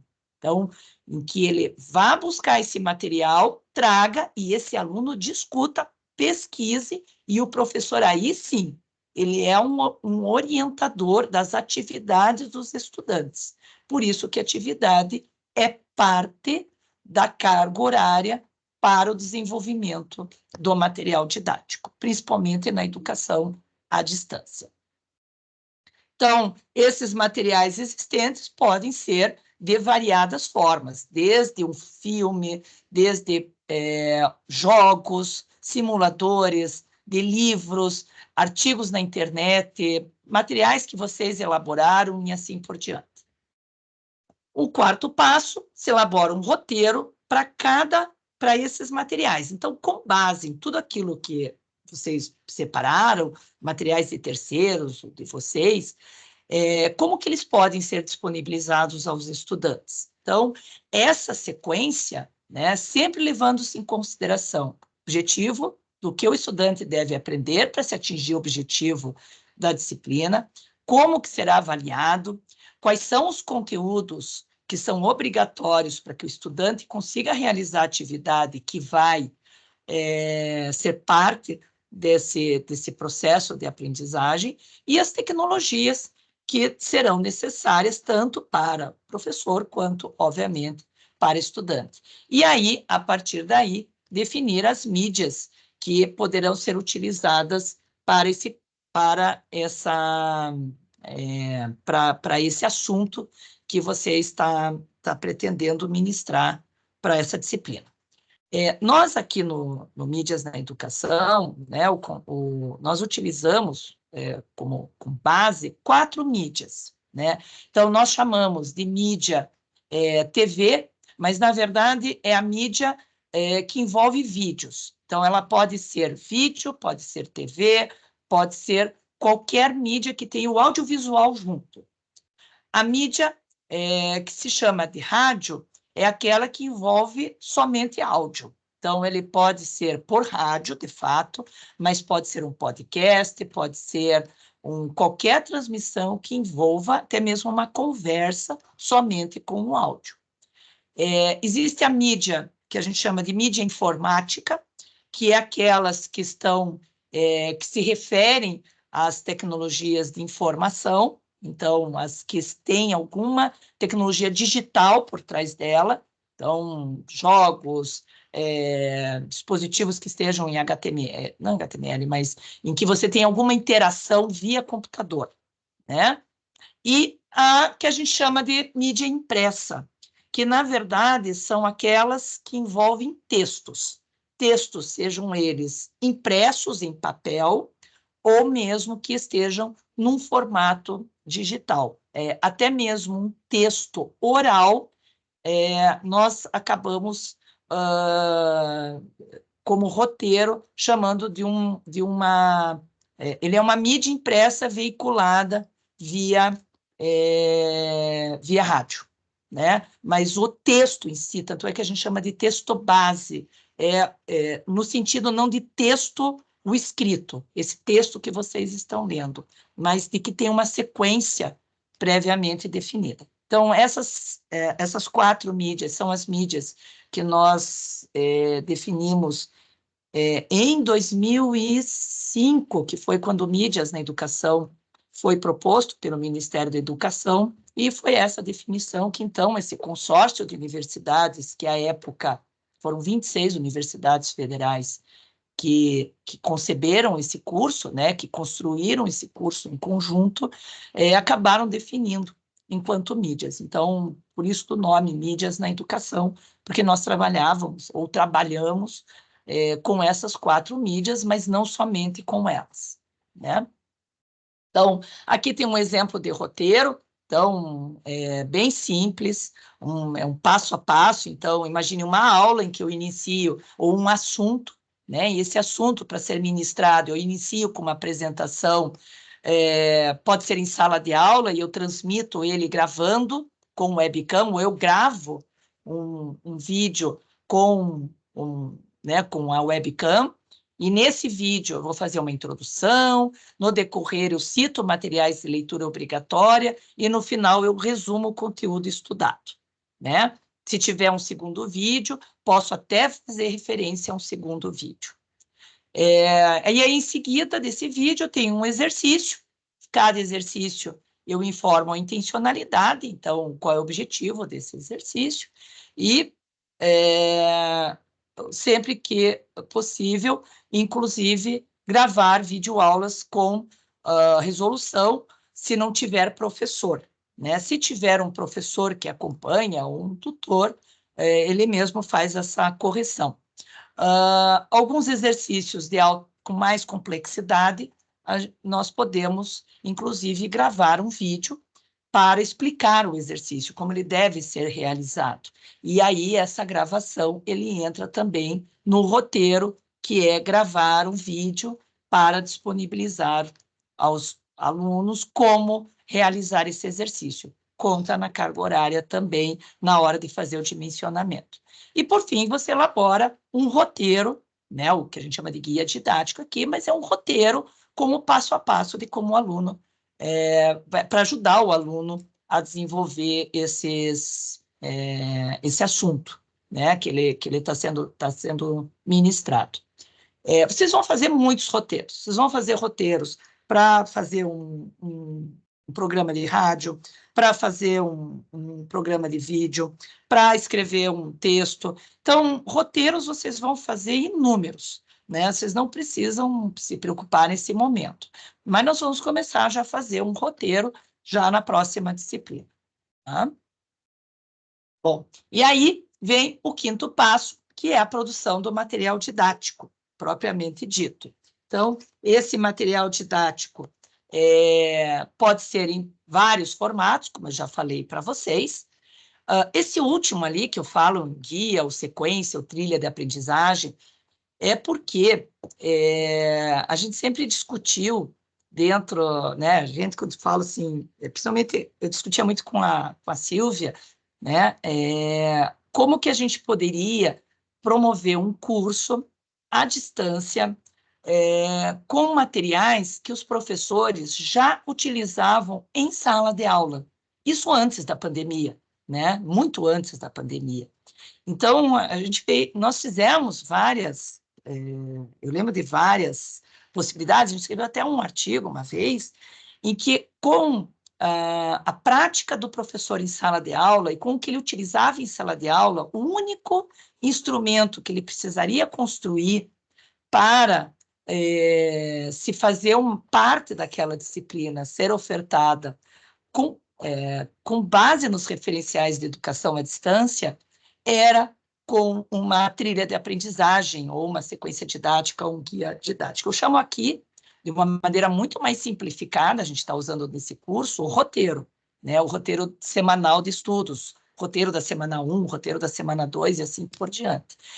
O guia é um pouco mais, para ser utilizado com essa finalidade, ele é bem mais rico, né? Eu já conto com os vídeos, eu já conto com essa aula ao vivo, mas há essa possibilidade de todo o teu material pessoal de ser utilizado, de autoria própria, ser utilizado nesse guia didático. Então, você vai escrevendo e vai referenciando os materiais de outros. Então, no livro do fulano, você vai encontrar um determinado assunto, daí você coloca seu ponto de vista, um resumo do que você compreende como aquele livro, e aí você continua construindo como se fosse uma reportagem, como se fosse o que você faz verbalmente em sala de aula, o que nós fazemos verbalmente em sala de aula, nós colocamos numa forma de um guia, referenciando esses materiais que já existem de outros. Então, independente do tipo de material didático, a gente sempre se atenta ao que a gente chama aqui de texto base, desse texto inicial, do texto que vai orientar toda a disciplina, ou o curso, né? Na disciplina de Fundamentos da Educação à Distância, como uma forma de exemplificação, utilizei do roteiro semanal, então do roteiro da semana 1 e do roteiro da semana 2, e dos vídeos 1, 2 e 3 como texto base. Tanto é que, se você pegar o roteiro, ele tem as leituras dos conteúdos e depois tem as atividades. Mas nos vídeos, à medida que vou falando no vídeo, eu falo sobre as leituras que são as obrigatórias e aquelas que são complementares.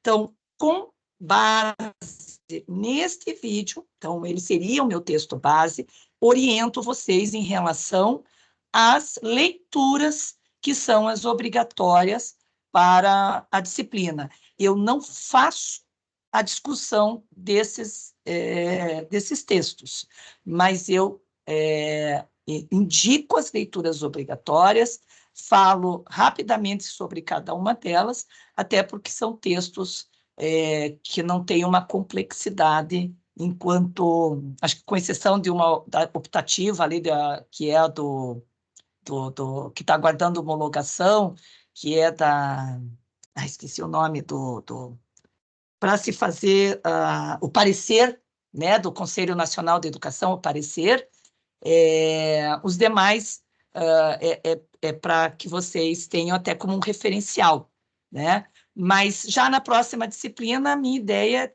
usar já um pouco de texto em PDF, misturado com vídeo, para que vocês percebam que eu posso ter um conjunto de textos que servem como a linha mestra para os demais materiais que são de minha autoria ou não. Então, esse texto base, ele serve como objetivo esse norteador, e também nós vamos estar utilizando aí nas próximas disciplinas, no decorrer do curso, não só na próxima disciplina, mas em outras. Tá? Então, ele é uma forma em que o autor, né, do material e o estudante, eles se comunicam, não é uma comunicação oral, dialógica, assim, no sentido bidirecional, que você conversa, responde, né, como nós podemos estar vindo a fazer aqui num questionário, num debate, mas ele pode ser até mesmo uma comunicação na forma com que você escreve o texto, né? Então, quando você, por exemplo, até aqui nesse textinho, né, ele diz assim, afinal, para que serve a noção de gênero? Então, quando você faz uma pergunta ou você traz, às vezes, uma afirmação que é justamente para gerar um desconforto em quem está lendo, para ele continuar lendo, é uma forma de comunicação em que quem escreveu e quem está lendo estão se comunicando, estão interagindo de forma indireta, né? Então, ele pode ser textual, mas em qualquer diferentes mídias. Então, esse texto, ele tem como principais funções, esse texto base, enfatizar um conteúdo, destacando, repetindo, volte para o capítulo 1, ou você verá isso na próxima disciplina, nós já estudamos, ou naquele texto que foi visto anteriormente, ou na disciplina do professor A.B., assim por diante.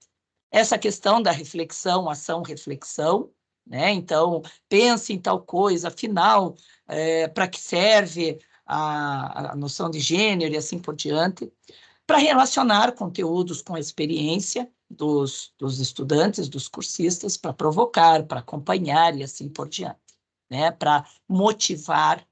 E aí o texto base, ele tem uma linguagem diferenciada, ele tem o que a gente chama de uma linguagem interativa. Na educação à distância se fala na linguagem dialógica, ou que tenha dialogicidade. Essa forma de escrever, não confundir ela como uma forma de escrever informal, que não é isso, mas sim de uma leitura fácil, de uma leitura objetiva, né? Então, até tem alguns exemplos. Então, não significa que seja, oi, e aí, tudo beleza, não significa nada disso, né? Mas sim de uma leitura sem ser, assim, de uma forma muito, eu já digo assim, do estudante do juiz, né, da área do direito. Então, quando se fala assim, os componentes da equipe se articulam com naturalidade, pois dominam o conteúdo interno e o entorno. No entanto, excesso, tarará, tarará. Ou seja, então você dá essas explicações no próprio texto, né? Ele terá linearidade. Essa alinearidade significa poder ter pausas, como um quadro. Então, estou escrevendo sobre um texto, faz uma pausa. Mas, afinal, o que é mídia? Mídia e tecnologia são a mesma coisa. Pode ter a linearidade quando você diz, volte ao quadro, veja aqui, ao apontar as diferenças, tarará, tarará. Então, você fazer essas idas e vindas do material, né? Retomadas, então, nas sessões anteriores que tratam do diagnóstico, ou na disciplina anterior, na fala do professor e assim por diante. Quando nós mostramos outras formas de você buscar materiais, então, pode ser para outros textos, para vídeos, para outras fontes, para outras referências, e mesmo nas atividades. Atividades a serem enviadas para os professores ou de autoavaliação. Então, essa linguagem do texto, ele é acadêmico, ele é científico, ele tem um propósito educacional. Então, por isso que é uma linguagem precisa, de leitura fácil, mas ela é culta, ela é correta, precisa ter corretores ortográficos, gramatical, passar por uma revisão gramatical, por uma revisão bibliográfica. Então, por isso, do texto base ser de leitura fácil, mas não significa que é, de forma alguma, de uma escrita sem disciplina, indisciplinada. Bem pelo contrário, ela tem um propósito educacional e, como tal, deve ser escrita de forma correta, com referências feitas de formas corretas. A professora Silvana, como o professor Mário já havia falado, a professora Silvana irá falar, vai fazer alguns vídeos, fará inserções no decorrer do curso, falando sobre a questão de direitos autorais, sobre referenciações. Então, são também hoje é algo com a Lei de Proteção de Dados muito importante, né?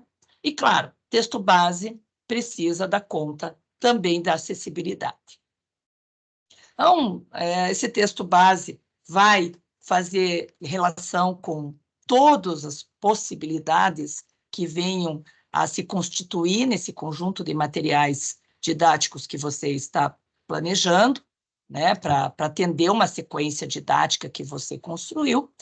Ele pode ter elementos gráficos, que, claro, né, como elemento gráfico, não só de ícones, mas em relação ao uso de cores, a uso de esquema, de tipos de fontes, de tamanhos de fontes, de espaçamento, que auxiliem na representação para que o material tenha seja palatável e seja agradável para quem esteja consumindo. Nas versões anteriores do Mídias, nós ofertávamos uma disciplina chamada Design e Usabilidade, né?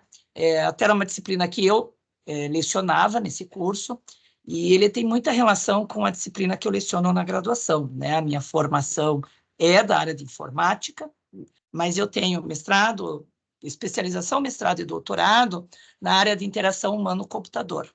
Então, eu trabalho com a questão da ergonomia das interfaces, de usabilidade do material didático, usabilidade nos sistemas computacionais de maneira geral, tudo aquilo que é disseminado pela informática, né? Pelos meios digitais. E a gente trabalha com vários conceitos, mas, da mesma maneira, em algumas disciplinas, eu vou estar disponibilizando materiais e gravando vídeos para auxiliar vocês justamente nesses elementos gráficos que devem ter essa representação e que devem ter que devem ser lúdicos e terem significado para o perfil dos estudantes para o qual esse material está sendo construído. Bom, e aí, né, a gente vai ter a questão do sexto passo, já chegando para os finalmente, da organização e disponibilização desses materiais. Então, nós aqui utilizamos o Moodle, né? Ele pode estar organizado em diferentes formas de colocar esse material, por semanas, por assuntos, enfim, né? E, por fim, a elaboração desse guia, que a gente já conversou, dessa sequência, tal qual nós temos o modelo do roteiro de estudos semanais. Bom, obviamente que se me deixarem, né, quem me conhece sabe que eu sou uma tagarela nata, se me deixarem, eu fico dias em dias falando principalmente daquilo que eu gosto. Então, eu adoro falar sobre material didático, adoro falar sobre mídias, adoro falar sobre tecnologias, adoro falar sobre qualquer coisa, na verdade, mas esses assuntos, de forma acadêmica, eu adoro.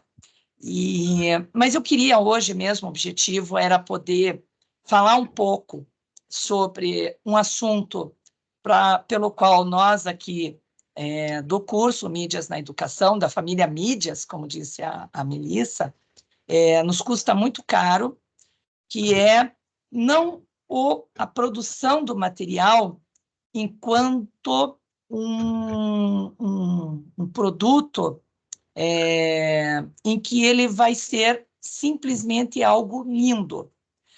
Nós temos como premissa base dessa construção do material o conteúdo em si, o conteúdo com um referencial muito rico, com um referencial daquilo que nós desenvolvemos na universidade, daquilo com que nós conversamos com os nossos pares, com que nós conversamos com todas as pessoas que nós interagimos, né? nós temos, dentro do nosso grupo de professores, dessa família, nós temos profissionais que atuam na pós-graduação, nós temos profissionais que atuam na graduação, na extensão, na pós, na pesquisa, iniciação científica, em vários segmentos, mais na TV, que atuam em escolas, que têm projetos, que dão aulas, inclusive, não só no ensino superior.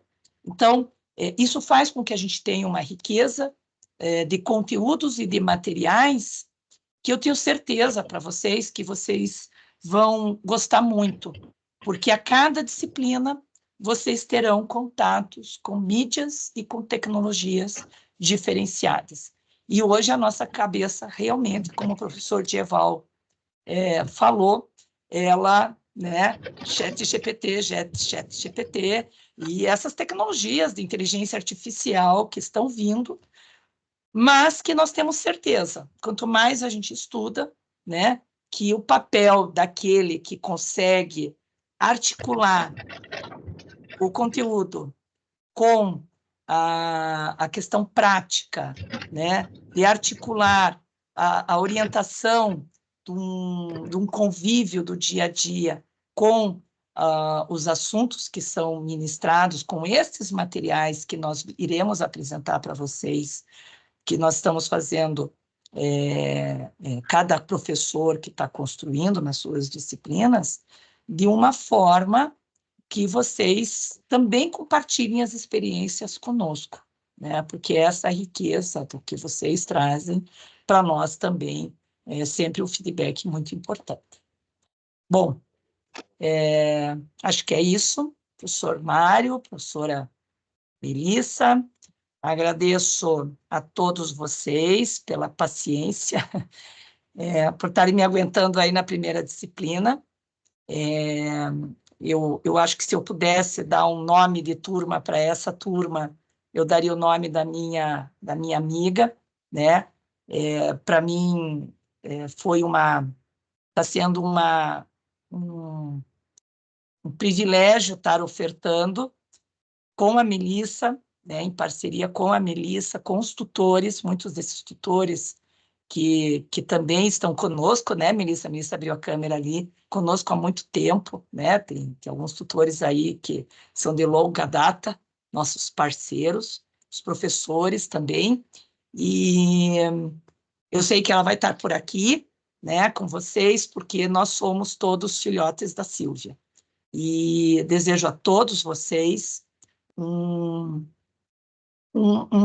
curso muito proveitoso, e esse curso só será bom, como foram as outras edições do Mídias, muito boas, se vocês estiverem com a gente sempre juntos, tirando as dúvidas, contribuindo, colaborando com os tutores colaborando com vocês, a Melissa colaborando com os tutores e com vocês, a Melissa colaborando conosco, professores com os tutores, professores com vocês, coordenação, enfim, né? E é isso que faz o Mídia ser diferente. Então, sejam bem-vindos, sejam bem-vindas, e vamos nos ver muito ainda, né? E espero que em breve eu possa estar pessoalmente, gostaria de ir até cada um dos polos para poder conversar com vocês pessoalmente, mesmo que vocês prefiram tudo remoto.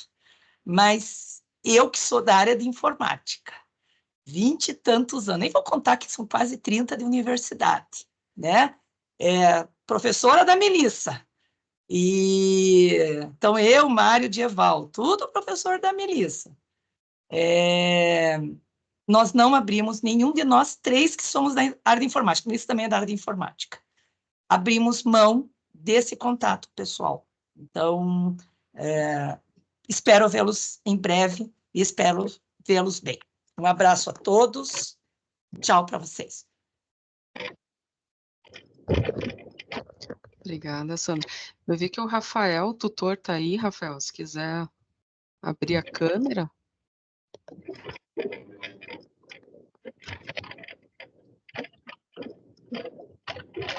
Estou aqui. Professora Sandra Mara, Bom, professor. muito Rafael obrigado. apareceu ali. Mário, o tutor Rafael Desculpe. tá com a gente. Melissa, teu microfone está fechado. Eita, desculpe. Eu tava falando que o tutor Rafael tá conosco aqui na aula, né? A gente pode abrir uns minutinhos aqui para ele Pronto. dar um oi. Pronto. Muito bem, então, boa noite a todos, boa noite a todas. Estão me ouvindo bem? Ah, sim. Hoje pela manhã meu fone não está funcionando, tá na transmissão. Então, boa noite a todos e todas. Eu sou o Rafael, eu sou o tutor do curso, não é? E gostaria de dar as boas-vindas aos estudantes. E eu espero que a gente tenha um ótimo curso, né? Quer dizer também que eu estou à disposição dos alunos, da coordenação, do que for preciso.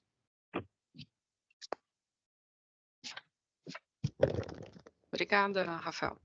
Acho que é isso, Mário. Professor Mário. Então, pessoal, muito obrigado a todos e bom curso a todos. Obrigada, gente. Boa noite. Boa noite para todo mundo. Boa Deixa eu noite. parar a gravação aqui, que daí a gente pode Eu já conversar. parei agora. Parou a gravação?